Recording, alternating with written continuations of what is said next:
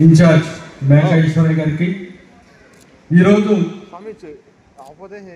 మంచి ఉద్యోగం పొంది సన్మానం పొందడానికి ఇచ్చేసినటువంటి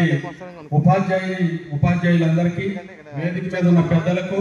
భవిష్యత్తు దిక్సూచిగా ఉన్నటువంటి విద్యార్థి మిత్రులందరికీ కూడా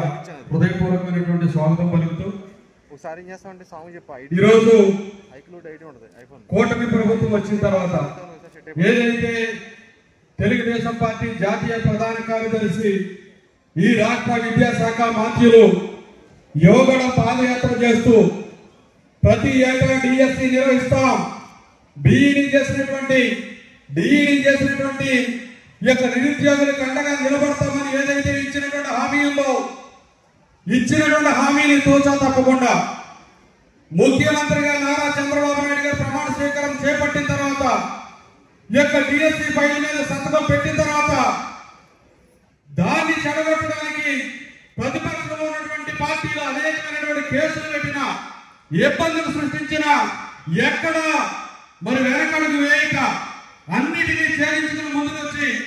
ఈ రోజు 16,347 మంది ఉపాధ్యాయుల్ని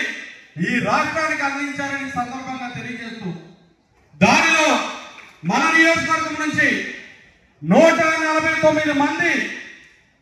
ఉపాధ్యాయులుగా ఎంపిక కావడం నియోజకవర్గంలో ఉంటున్నటువంటి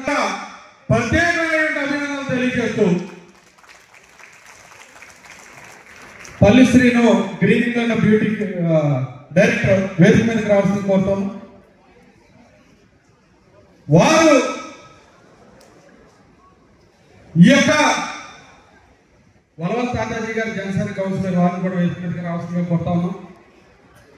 మరి ఒక మంచి ఉదాహరణ మీకు చెప్పాలి. సరైన ప్రభుత్వాన్ని ఎన్నుకుంటే, సరైన పరిపాలన అనుకుంటే పరిస్థితులు ఎట్లా ఉంటాయనే దానికి ఇదే జంగారెడ్డి మండలంలో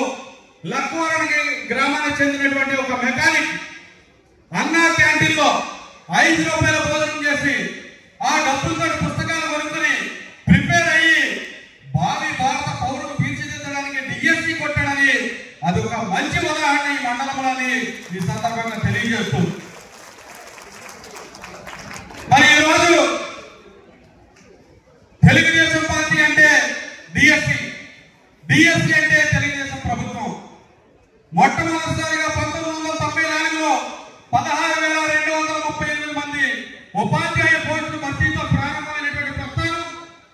నేడు ఈ రాష్ట్రంలో ఉన్నటువంటి 1,96,000 పైచిలుగా ఉపాధ్యాయుల్ని తీర్చిదిద్దింది, తీసుకొచ్చింది కూటమి ప్రభుత్వం ఈ సందర్భంగా తెలియజేస్తూ ఒకప్పుడు బడి పంతులు అంటే బతకలేని వాడు ఈ రోజు బతుకునిచ్చేవాడు బడి పంతులు.